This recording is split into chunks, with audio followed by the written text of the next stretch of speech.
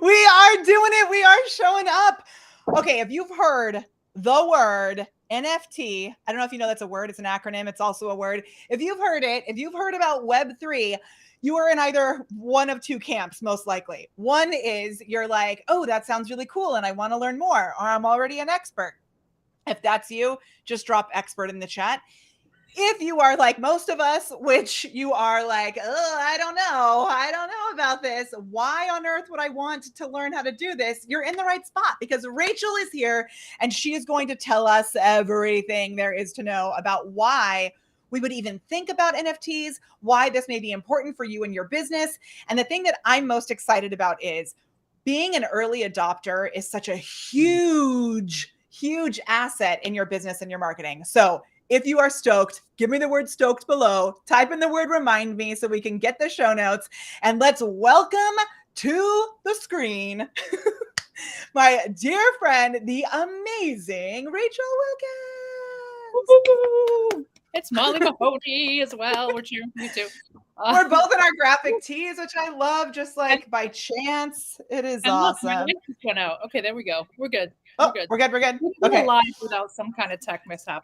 Yes. Well, first of all, thank you for having me, Molly. It's so good to be here. I'm super excited. I did wear my graphic type tee just because I knew I was hanging out with Molly. I'm gonna adjust my desk so we can have like, oh, that didn't work. My desk doesn't change the camera. I thought that it would move the camera, which it didn't.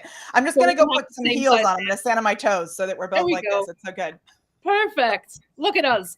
All right. So yeah, I am thrilled to be here talking about NFTs today. One of the things I just want to pick up on that you mentioned there, Molly, about asking if anybody is an expert. I just want to go on record and say, with absolute confidence, there is no such thing right now as an NFT expert. 1,000,000%. Including me, and I'm here to talk about them because this technology moves at like lightning speed. But that's not something we're going to be afraid of because we're going to embrace that the speed at which this technology is going. But nobody's an expert, which means that you are absolutely at the right time to just dig in and learn this and kind of, as you would say, Molly, learn out loud with what's. Yeah, that's what I'm doing today anyway, is learning out loud, and maybe Rachel will learn some things from our chat as well. Who knows? On those lines with the expert quote unquote piece. I also want to give a shout out to one of our Glam members, Jordash, who did a little talk after Social Media Marketing World. They talked so much about NFTs and about Web3 and all of this. And afterwards, we had our Glam event, and I was like, hey, can you just do a little recap of all of it for the Glam members? And he said something that I thought was so great, and it's really important, I think, for us today, is the more that you just listen to these terms, the more that you pay attention to kind of, honestly, the words, the language. So even if you've never really dug into any of this and you're hearing about these things for the first time, just kind of go into a meditative state and let the words just kind of wash through your brain. It's going to be helpful because this stuff isn't going away. It is coming. And the more that we can be empowered to learn about it and use it for good, the better, right? Would you agree? Oh my gosh, 1,000%. And that's why I wanted to have the title of this episode be about demystifying this, because I'm not going to lie, a year ago when I started venturing into this new subculture, which is essentially what it is, did I lose you or did I just get full screened? Not sure. Trying to be sneaky so I could put some shoes on so I could stand a little taller. Leave? I knew this was going to be a fun show with us two together, but I didn't know you were going to like check out. But no, that's fine. Okay, but well, now while we're checking out, I'm going to have you full screen for just a second. Okay. Let's say hi to some of our friends in the chat. So it's so awesome to see Corinne is here. She is stoked. Nice. Jill Sullivan, Erica, all these folks. Dawn, awesome to see you too. So good. I'm excited to learn about NFTs. I'm getting closer. Ooh, NFT Miami. So good. You went to NFT LA, right, Rachel? I'm still recovering. Yes. My cousin's kids, I was just at a family party for another cousin, and my cousin's kids were there, and they both were so awesome. So Joey and Cameron, if you're watching this show, and they were both at NFT LA, and it was so fun talking to them about it. So I'm just really, really excited. Don says he's excited about the utility of NFTs. Sean, oh my gosh. Sean Ayala's here. This is going to be so awesome. Vaughn says he loves your accent, but I think really you're loving my accent, aren't you? I'm actually from the Bronx. I don't know what he's talking about. All right. So while we're getting started, why don't you go ahead? I'm going to make you full screen. Give us a little rundown of who you are, why we should listen to you with all of this. We are going to talk about NFTs, Web3, all of that. And Rachel, we're going to do a Nugget giveaway. Is that okay? Absolutely. Absolutely. What if we give away a So Good shirt? I love it. Okay. So when you hear nuggets that come up today that make you go like, oh my gosh, what a great idea. Or, oh my gosh, that was so helpful. Or, oh, I forgot about that. Thank you for that reminder. Drop the hashtag nugget in the chat. And then at the end, Rachel and I will pick a winner. All right, Rachel, I'm putting you full screen. Are you ready? I'm ready. Introduce yourself. I love you. She is a brilliant artist, coach, amazing human. I'll let her tell you. Go. Awesome. Well, how do I even go after that introduction? But first of all, thank you everybody for having me. Thank you for coming to this session and being curious and open-minded. I have a lot of exciting things to share with you, and hopefully you'll walk away with some ideas about how you can implement this technology into your business. So I am Rachel Wilkins. Before I'm anything else, I'm a creator. I'm an artist. I started a business 10 years ago called Conception Arts. You can see it somewhere here in the background. We created art events for creatives in 14 cities around the US. And then, like a lot of businesses, the pandemic completely shut us down. We had to do a big old pivot, which I think was the word of 2020, hashtag pivot.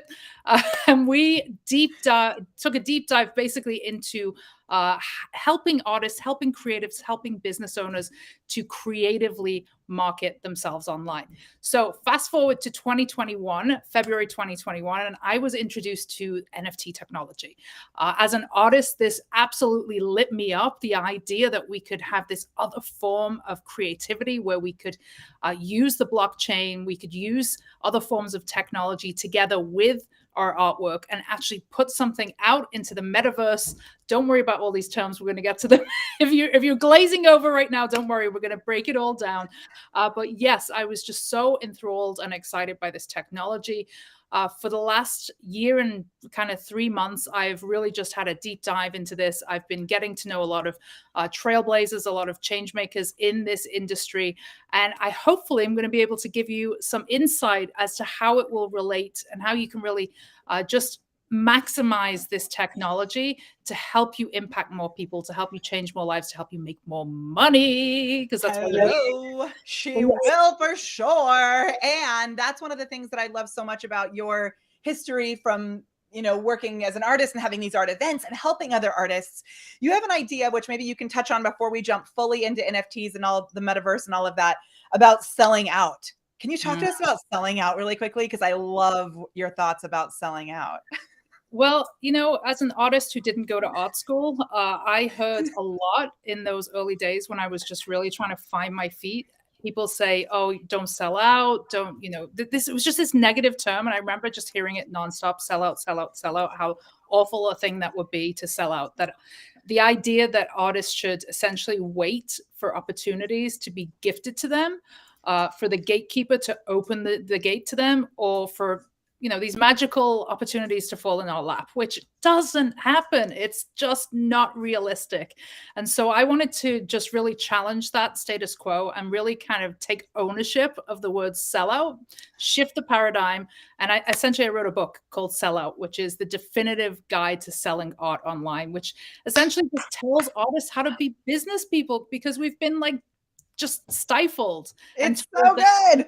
Be business people, which is so counterintuitive.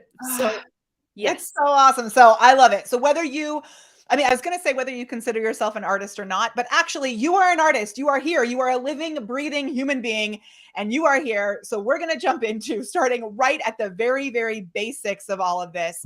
Okay. And as we're going through all of this, remember to show your hashtag nuggets in the chat.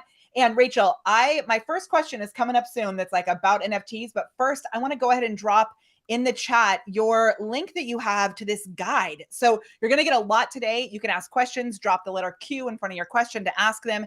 And I'm going to be sharing a guide in the chat right now. Tell us about this guide. So this is like hot off the press. This like went live this morning. Oh So my gosh, I'm so excited.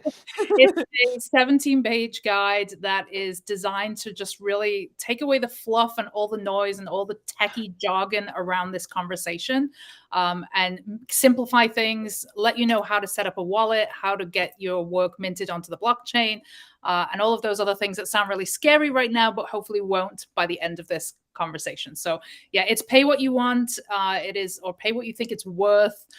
You can pay as little as $1 or as much as you desire. So if you want to grab that, I think Molly, you've already. I'm buying it right now. I'm paying you $97 because that's what I think. No, you're not. Yes, I am. I'm paying you right now. Okay, so the first thing is I bought my first NFT from Rachel. I would just like you to know that also. I'm so grateful and I love it so much. And let's talk about what the heck an NFT actually is. Sure. Go. All right. So NFT, simply put, is a non-fungible token, right? So Which makes zero sense to most people. So I'm so glad that that's exactly how we start defining it. Well, let's just take the token out of it for a second and let's Okay. talk about what is fungible and what is not fungible. So fungible items are simply items that can be easily replaced with another item that is practically the same as it. So that could be paper currency like the US dollar. It could be planks of wood, right? They're the same, but they can be replaced with an item that is practically the same. Okay. Non-fungible are assets like diamonds, for example. Like diamonds, you could not replicate a diamond, right? There's different cuts, different colors, different sizes, different grades. If you had 2 diamonds in front of you, there's nothing that is interchangeable about them, right? So they are non-fungible. Baseball cards are also non-fungible, right? You could not have 2 baseball cards that are of exactly the same value. Well, possibly. Maybe well, and I think what makes them with baseball cards, because I've heard like some other people refer to baseball cards. The thing is, like, they're a limited amount of how many there are, and so that's why they gain, Pokemon cards. That's why they gain value over time, because they were made at one time and they're not like reprinted, right? Where the dollar is like reprinted again and again and again. Right. There was actually a great example by Serena Williams' tennis coach. He took 2 tennis balls and he held one up and he said, this is a fungible tennis ball, right? It looks like a tennis ball. It's not anything special. And then he took another tennis ball that was signed by Serena. And he said, now that becomes a non-fungible item, right? So that's essentially the difference in what a non-fungible and fungible idea is. Now, the token aspect of it is essentially taking that item, whatever that item is, and we can talk about what that can be in a second, and putting it onto the blockchain. Now, we can get into all the intricacies and nuances of blockchain technology, but we'd be here for about 3 hours. So that is in the guide. And there's also, I'm sure, some other resources where you can find that information out.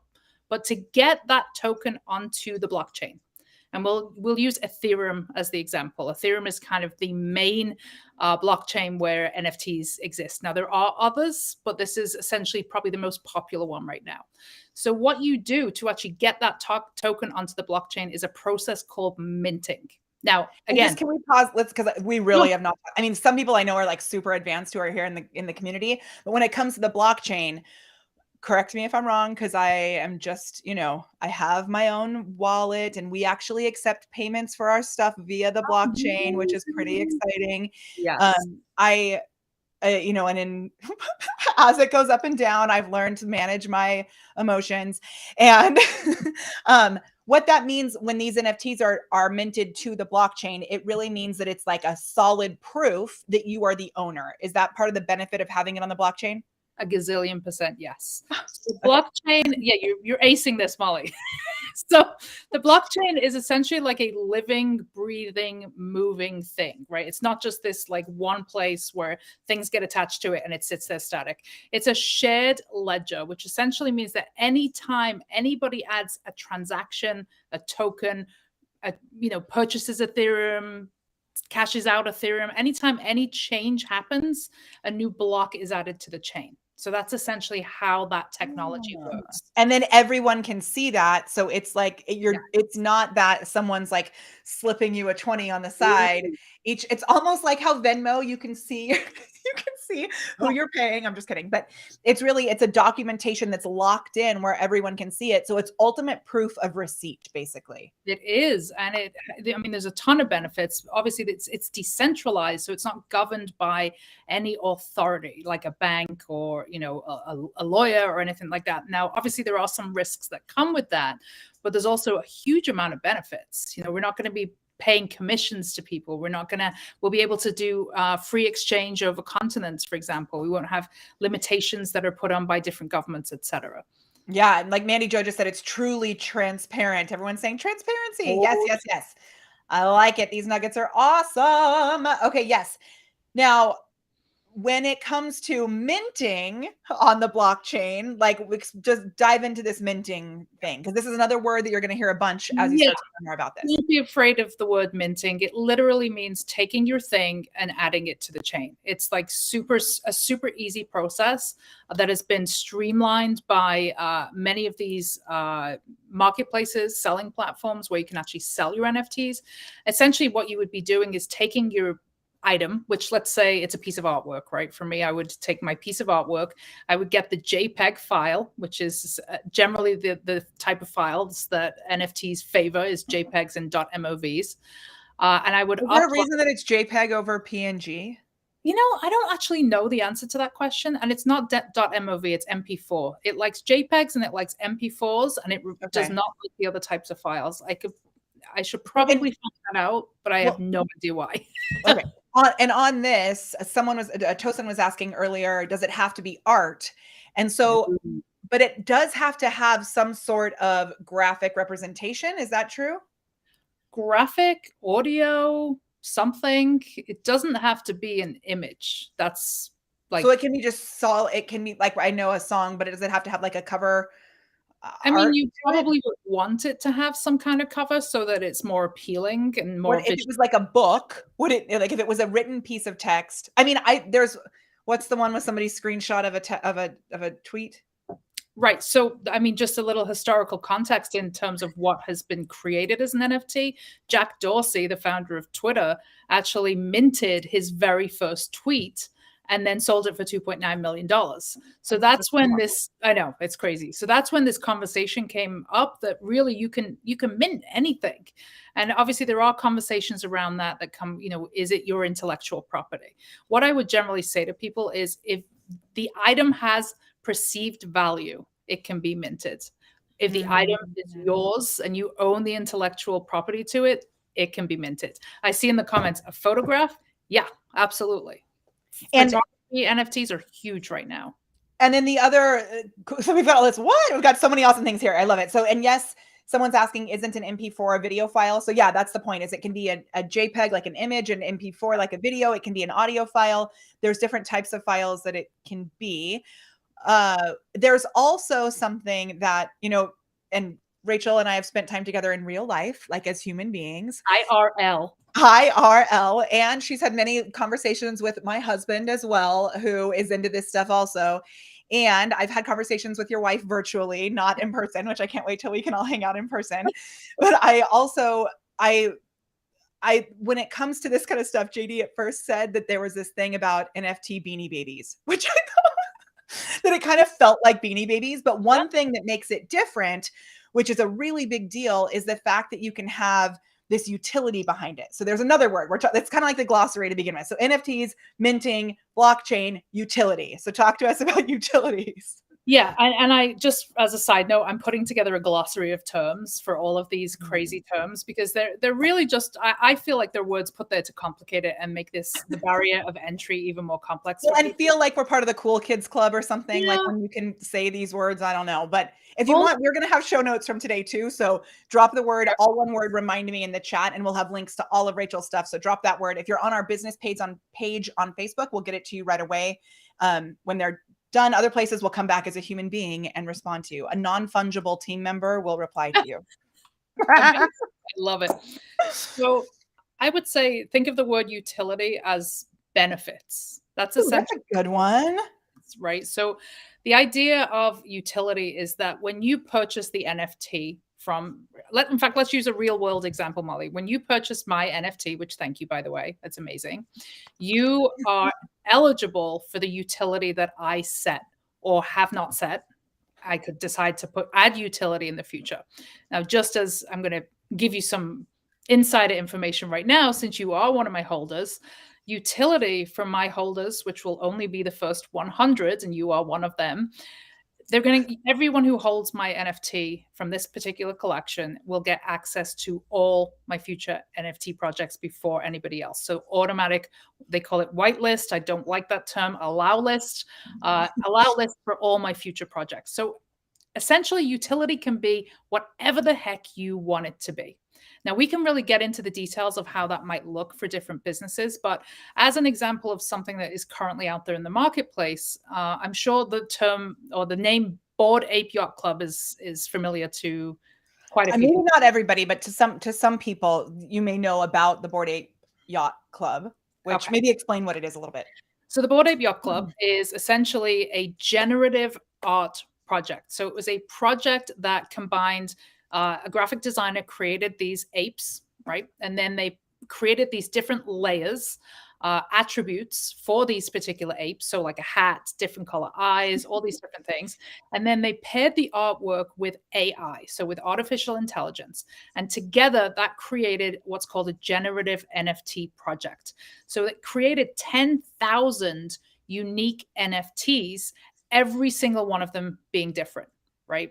Total mind blow. Okay. This is where it gets exciting, where we can bring in technology, art, technology, music, anything you can possibly conceive of to actually work together in collaboration with AI.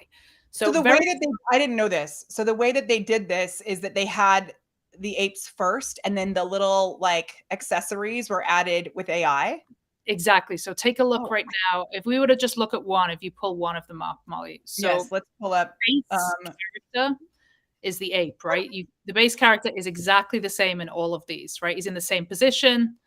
He has 106 ETH. Like this is now worth $342,000, but that's a whole other conversation. So this ape right here that we're looking at essentially started as one layer, right? It was a one layer that was the ape shape on this blank background. And then the designer created multiple different additions, layers, to that design, plugged it into a computer, plugged it into this AI technology, and it then generated, using all those layers, 10,000 variations of this ape. Yeah, it's mind-blowing. It's amazing. So what happened with Bored Ape is a really great example, a great case study, because in, I want to say, March of 2021, these Bored Apes came up, and I, like a complete idiot, was like, I do not need a Bored Ape. I do not need to pay $400 for this ape cartoon. Now, obviously, if I had the foresight, then to know what this would become. But anyway, what happened was it became less about the ape and more about the utility. Right. The utility. And so that's what you're getting access to, the benefits that came with the ape. So this is really just like the cover photo of the access. So now what is, I don't know all the, what utility came with this? Think of this as like a gold card membership to a really exclusive club that will only have 10,000 members in the world. Right. So that's essentially what it was ever. Right. Now, granted, they could sell their membership. If you or I owned it, we could sell it onto somebody else. But what it got the holders was extreme value as these things started to go up and up and up. They're now worth like $250,000.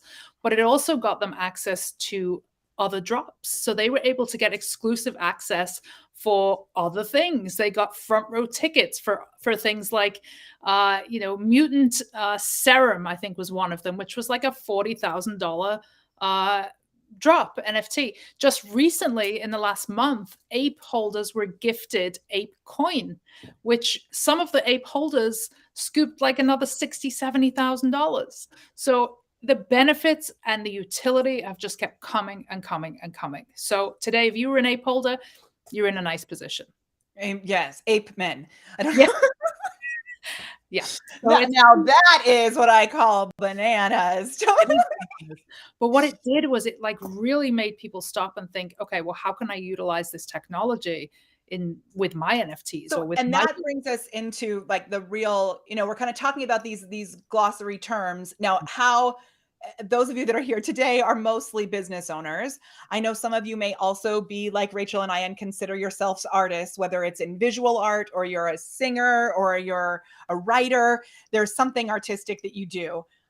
And then, so how do we actually get to the point where we could use this for our business? So the main question that I'm seeing in the chat is, I still don't understand why you'd want it, right? So I've heard a lot about the Mona Lisa being used as an example for this. Have you heard that as an example?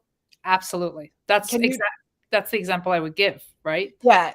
So like, go explain ahead. the Mona Lisa situation. Go. Yeah. So one of the things that comes up, and understandably, because this is like, it's so new to us that we're still learning. And first of all, I know your audience are already savvy, intelligent, brilliant people, because they recognize what you teach, which is video, is where we're heading. Everything is going to be video.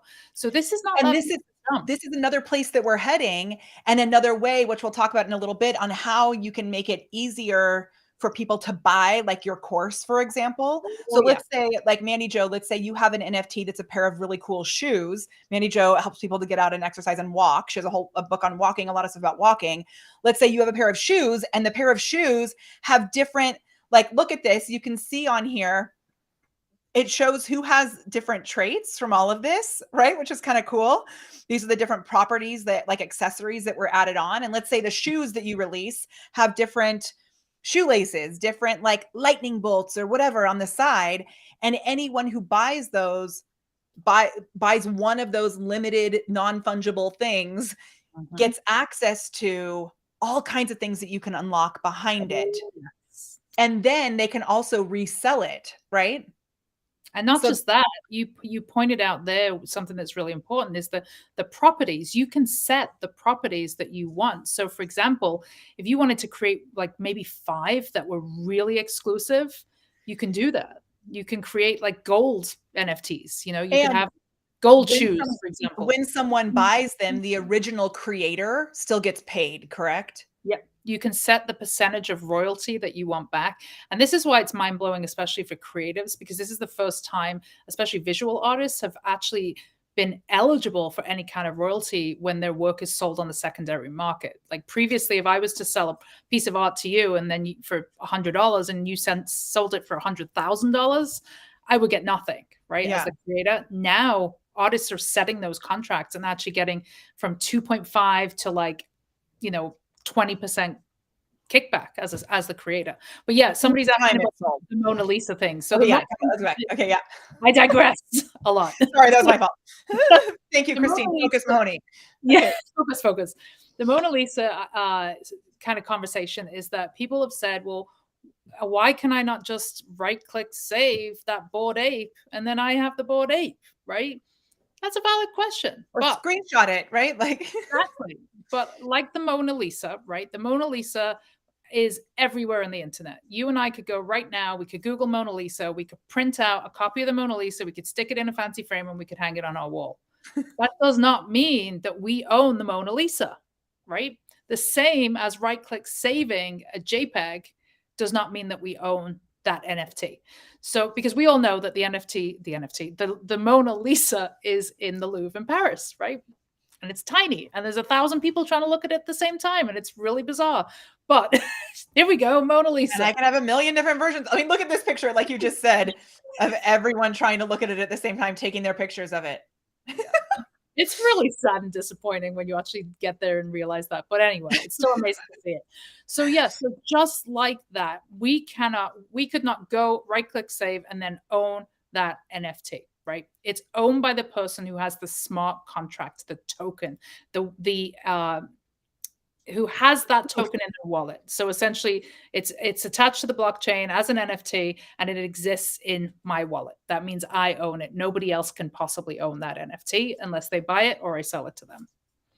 So I hope that helps, because that, to me, I signed up for a course, I paid for a course, and I took the first 2 sessions of it and learned a little bit about it, but I didn't actually finish it, which is why I'm here with Rachel right now and just pay what you think it's worth for her awesome magical thing, which if you missed it, I'm going to go to the captions and I'm going to share it again. Go to NFT-learn.com. I'll put it in the show notes too. So drop the word remind me if you want access to that. And where I get excited is like how we actually can start to use these in our own businesses. So someone just asked, Molly, are you considering selling any of your courses as NFTs? And what we're actually looking at doing is selling like experiences.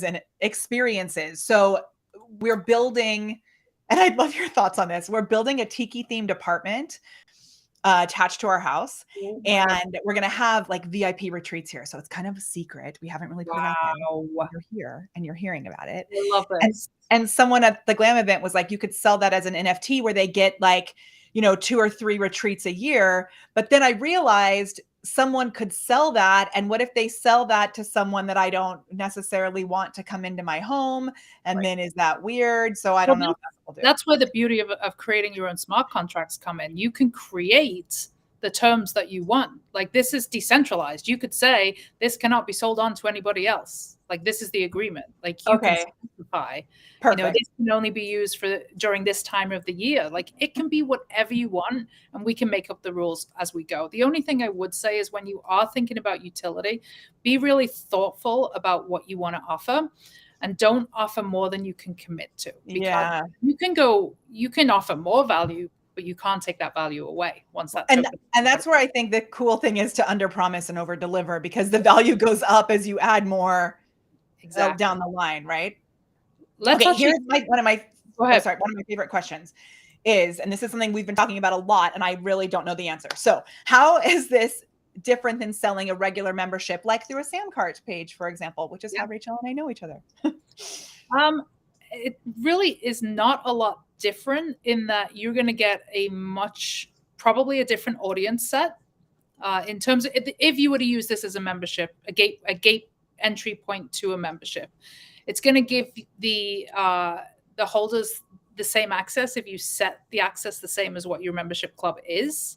But it's also going to expose you to this whole entire new audience set, right? This audience set is not your average audience. This is global, first and foremost.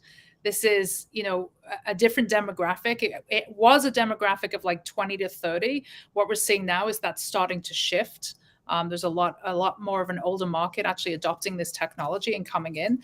So there's definitely similarities in terms of your own membership club, but there's also a lot more that you can do with this type of technology. And that brings me to another glossary term that I was going to ask you about in the beginning, which is the way that it works with Web3.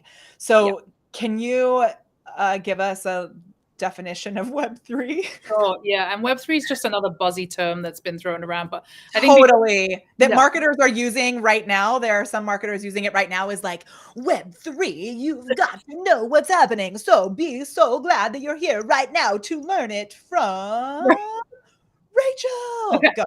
So before we understand what Web3 is, we need to really just remind ourselves what Web 1 and Web 2 are. So Web 1 was essentially early computer days, right? It was the exchange of data. It was reading information. It was the ability for us to learn more online. So early internet days, think of like big, clunky, slow. Like Oregon Trail, was that like?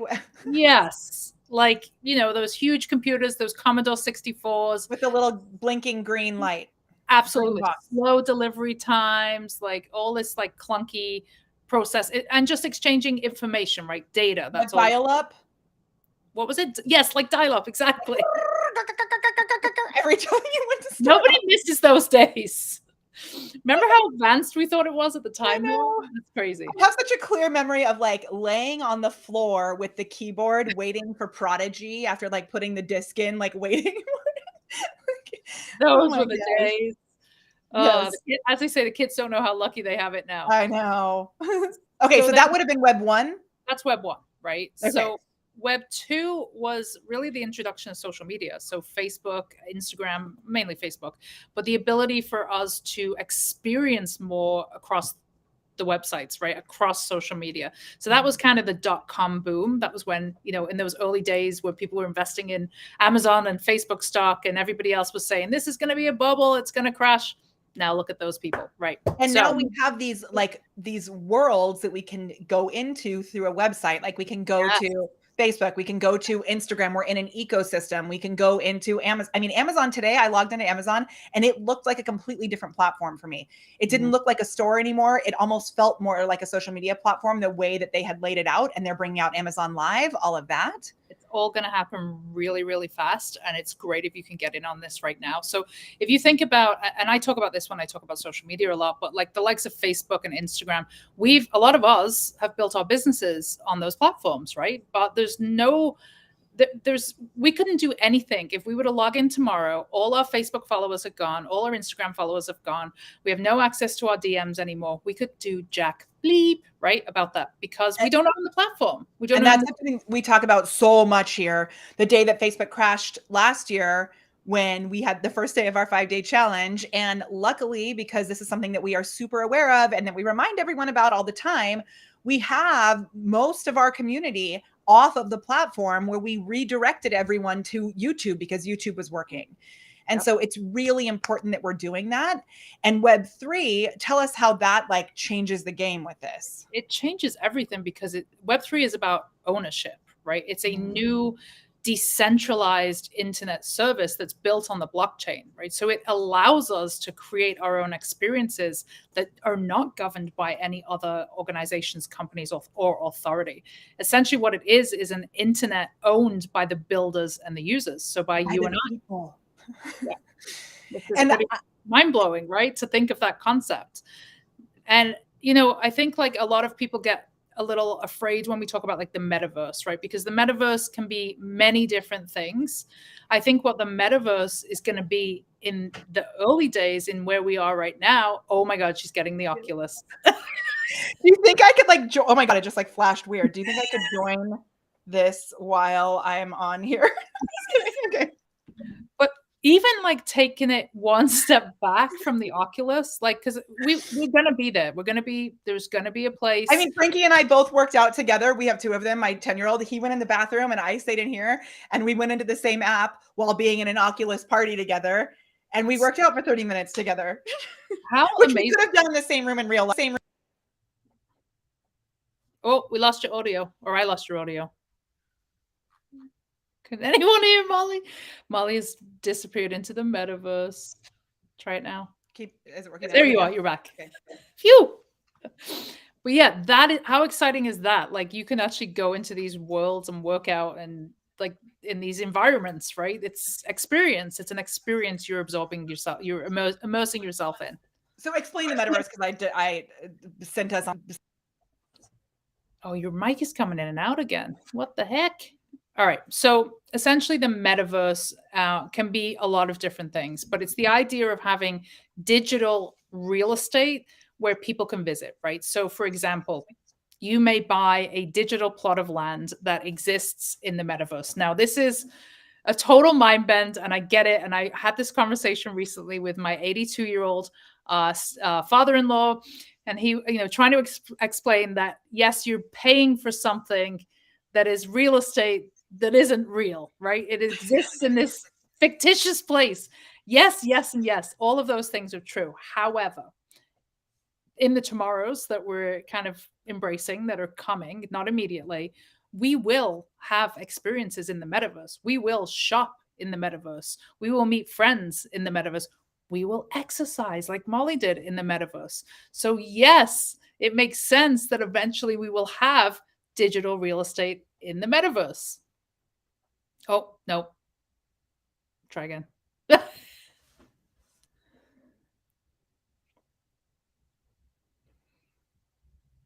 I'd say I'd sing, but I can't.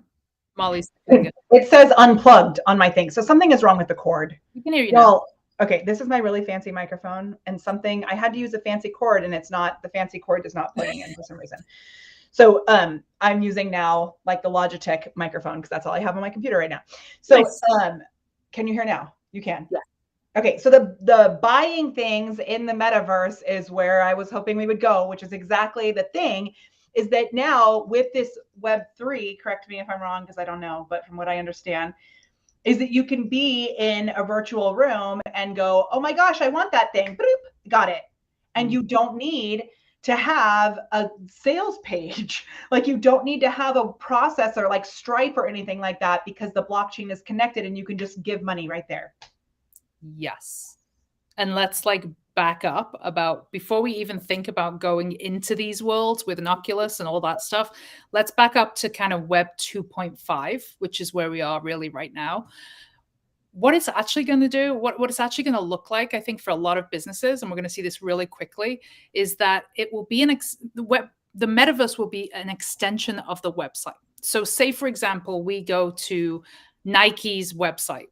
We'll now be able to go into this metaverse where we can actually view the sneakers in 3-dimensionally. We can walk around the product. We can look at it from all angles. Plus, we can talk with a sales representative there and then in the metaverse, because Nike will have, and we can all potentially have, our, customer service bot on hand to actually answer questions from our prospects in the metaverse. Like that is where and this is something that already started happening, especially with everything going the way that it did in 2020, where stores had that. I mean, that was like the only option, right? And rather than just being a flat website screen, it's about creating experiences. And that is the thing that I think, above and beyond all else, is how can we create experiences? And if you look at like Disneyland, okay, you go to Disney Epcot, or you go to California Adventure, and there's the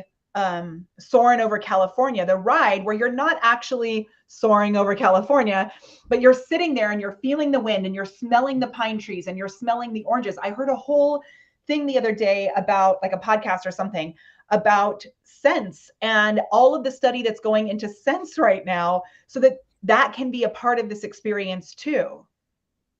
It's wild. Well, let me tell you. Wild. I mean, I think we should talk about what your metaverse would look like, just as a walkthrough example. But before we even go there, Nike just filed patents for digital shoes. That tells you all you need to know. Told you, Mandy Jo. We'll be wearing our avatars that walk through the metaverse. We'll be buying digital. Well, and that is actually already happening. So if you have kids and they're on Roblox, they're buying, like, they want to buy new skins. They want to buy new clothes all the time on there. And there was a speaker at Social Media Marketing World who said that her son ended up having a digital, like, metaverse birthday party because they couldn't get together in real life. And she said he had never cared about what he was wearing in person, like in real life, but he was so specific about what he wanted to wear to this digital party. So when Facebook has us creating our avatar, all those things, they're like prepping us for this world. So I would love to plan out my metaverse, but I think it's more important to actually that we actually talk about how people can use this now, because the one thing, and I know I'm trying to be mindful of the time. So the one thing that I was like, Social Media Marketing World was awesome. And I loved that they gave everyone there an NFT, and that NFT was one of the only ways, they said it was the only way you could get a discounted ticket to crypto business conference. So they instantly got everyone to open their email, to go create a wallet, and to get ready for a ticket for this crypto business conference, which was awesome. The one problem that I had was all of these people were like, trash talking the Book of Faces, trash talking all these other platforms, and saying, look at what Ralph Lauren's doing. Look at what Nike's doing. Look at what, there was a really cool case study from Clinique and this joy giveaway thing that they did, an optimism token. Okay. And none of those things were things that any of us could actually do right now, unless we have super crazy technology or have Rachel with us all the time.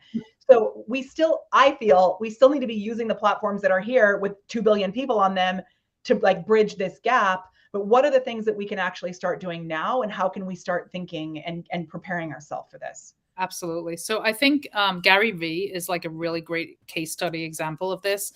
I'm sure most people know who Gary Vaynerchuk is. So he has created utility and tokenized his time and his access. And I think that's where we need to be thinking, like, what can we tokenize as we start to think about it?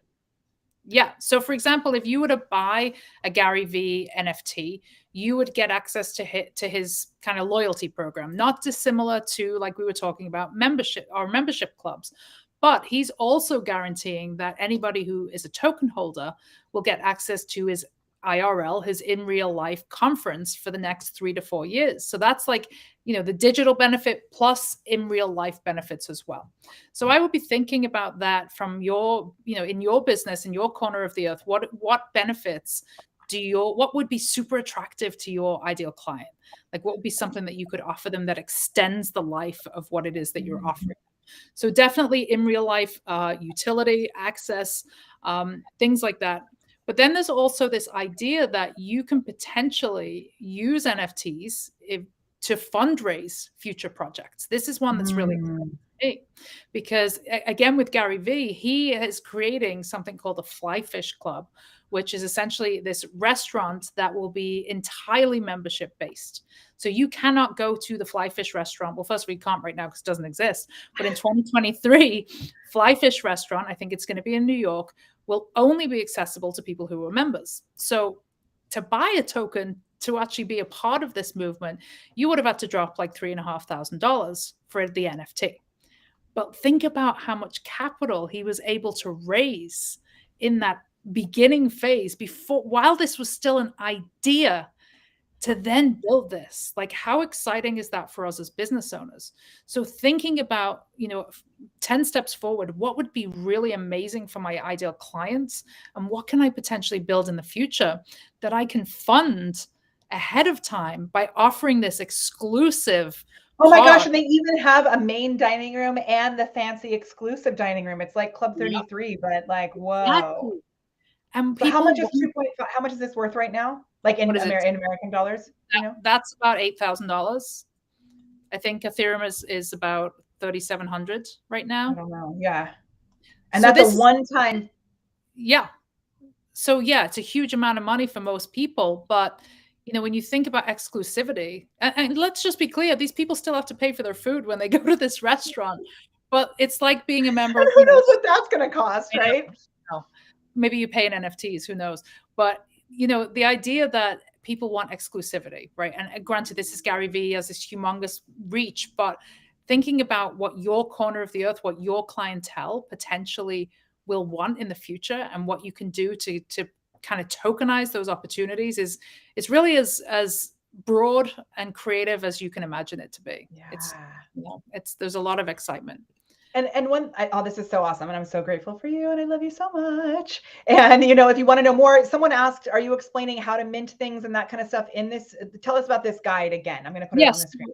Inside the guide, there is definitely advice on how to set your wallet, how to buy crypto, where to buy crypto, because in order to create NFTs, you do need to buy a little bit of cryptocurrency because you have to pay something called gas. Good thing we said that. Can you explain the gas really quick? Because that's the thing that can totally shock people. So yeah, gas is kind of a hot topic today because yesterday it was an insane amount. It was like $2,500. So gas is essentially a fee that you pay when you pay it to the miners. So the people who are actually mining the cryptocurrency, so people who are mining Ethereum, that's like their kickback for doing that work. Now it's paying for like electricity, it's paying for the machine, it's paying for the things that actually need to take place in order for this stuff to happen. Exactly. Now gas can be like, if you were to do a transaction in the middle of the night, really cheap. When it's peak hours, especially on the East Coast in the US, it's going to be higher because there's more people adding to the blockchain, so there's more activity happening. But yesterday, for some reason, it was $2,000. But to give you an example, if anybody watching this was to decide, okay, I'm going to mint 20 membership passes as NFTs. I'm going to design a little logo, make that the image, mint them onto the blockchain, and they were to do it, say, via OpenSea, right? OpenSea is one of the more popular marketplaces. And that's where I was when I was showing that, the Bored Ape there. Amazing. So if you were to do that and put those 20 up, you don't have to pay gas for every single one. You only pay gas the first time you do a transaction on that particular marketplace. So that's kind of for each individual time there's a transaction, or no, the first time you do it on OpenSea is the only time you'll pay gas. Oh, so like when social media marketing world did it, the NFTs for everybody, they weren't paying gas for every individual one? No, although if you're sending an NFT to somebody, like if you're gifting an NFT, it costs you gas. Which they were. Yeah. So Okay, interesting. Yeah. So sending and buying, you will pay gas. Minting Okay. and selling, you'll pay it once to do that kind of like handshake introduction to the platform, and then you won't pay it again. Interesting. Fascinating. If you guys want to see the one that I bought from Rachel, I'm going to put it on this now. And I think it's really important, Molly, as well, that to know that this is evolving and changing, and it really can be anything that you want it to be. There's a lot of companies and brands that are coming at this with more of kind of a gamification mindset. Mhm. Like exactly what you said about, at the conference, and you could do this at a live event if you're somebody who sells in person. You could have QR codes hidden in places at your event and challenge people to collect those 4 or 5 NFTs to win a certain item, like a coaching session with you, for example. Yeah, There's cool. so many possibilities. It's really exciting. And I know it can feel overwhelming, but take it piecemeal. Don't get overwhelmed. Stay curious about it. And there's a lot of possibilities. So awesome. So if you were going to give in the last few minutes that we have, if you were going to give like a first step for people, aside from getting the guide, because I know that's probably going to be the best first step, but a first step for jumping into this world, what would you say the first step is? I think, first of all, you got to make sure you have a Twitter account, because Twitter is absolutely where all these conversations are happening. I know most of us are like, no to Twitter because we're creatives, and Instagram and What Facebook. if you just have a husband that's on Twitter and then reads you things, and that's what happened? That's what I do. That's fine too. But I will say, I'm trying to get better about doing it myself. I will say, don't be afraid to make connections. Don't be afraid to ask questions. There's a wealth of people out there that are willing to help you, to help onboard you. I'm excited about onboarding people. I will continue to help and be a resource if anybody needs any advice. I would say take some time. Don't rush into this right away. Be thoughtful about how this is going to engage your clients. Be thoughtful about what utility is going to really resonate with them. And then just be fearless and get out there. Yeah, like what utility would you want if we did an NFT project with Rachel's help? Like if we did this, and let's say we released like 25 NFTs that were only available, like a limited amount, what would you want? I'm thinking I would want sunglasses and sparkly shoes and maybe some amazing earrings, Christine, who I think is still here, some shirts, some hot tub Q&As. Yeah. Access to you, Molly, like that's everything. Like, if you were to have like top tier, I keep going back to our friend Runway, who's like, if you don't have $100,000 offer, you don't have anything. But having an NFT that's like really high value and really exclusive, that comes with whatever you want it to come with, like value stack what it comes with, a week at your tiki hut, I don't know, quarterly. With something like that, can there be like an application process? Or what if some like rando creeper ends up buying a week at our tiki hut and I'm just like, okay. Unless you were to specify no weirdos. We don't have random creepers here. I would definitely say you have to be a weirdo if you're going to be here, because hello, like welcome to the fam. Anyone that's like a part of our community, obviously that'd be amazing. But I still, sometimes there's like, I don't know. Maybe don't have it in your backyard. That's all I would say. Maybe build it somewhere else. Okay, wait, this is a great question. How can people buy one of your NFTs? Wendy wants to know. Sweet. That is so sweet. There's 10 currently available. There was originally going to be 365. There is only going to be 100 now, and there'll be 10 available at a time. I can give you, you have it, Molly. You have it right there, right? Yeah. If you go to the Monarch collection, that little blue. I go there? Yep, that will bring up. Yep. See it where it's above where it says abundance? Yeah, it opened, right? It says Monarch collection. If you click that. I think I just clicked it. Can you see it? Oh, it didn't change because it didn't. Aha, I clicked it on the wrong page. I was on the wrong page. I was screen sharing that in 2 different places. Yes, so that's the collection. If you scroll down and hit buy now on the left, you'll see what's available.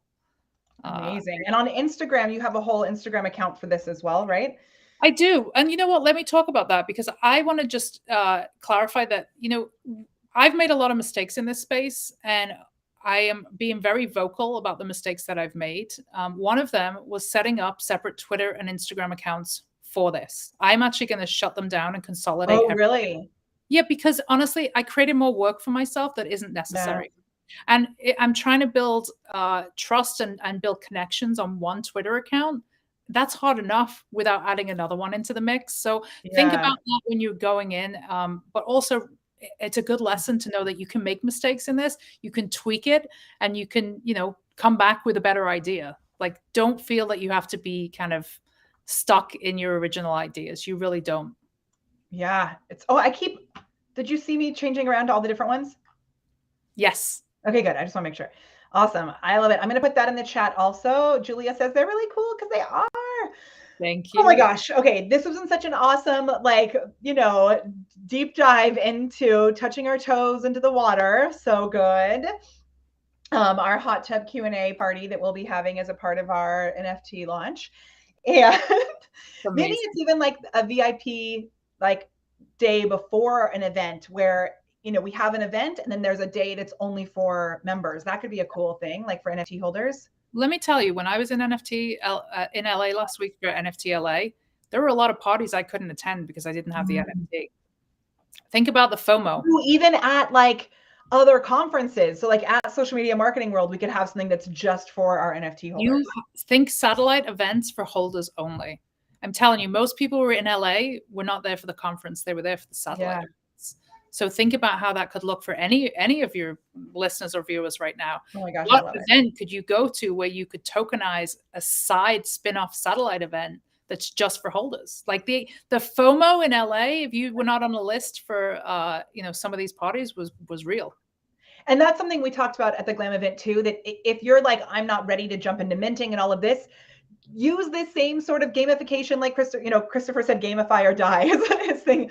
Like use this kind of idea for something that you're selling with a Samcart page right now. You don't have to jump all the way into the NFT thing. It comes with a lot of other cool functionality, but you can start playing in this type of experiential world literally right now. Yep, absolutely. And I think tokenization is and NFTs is just adding another fun layer to it.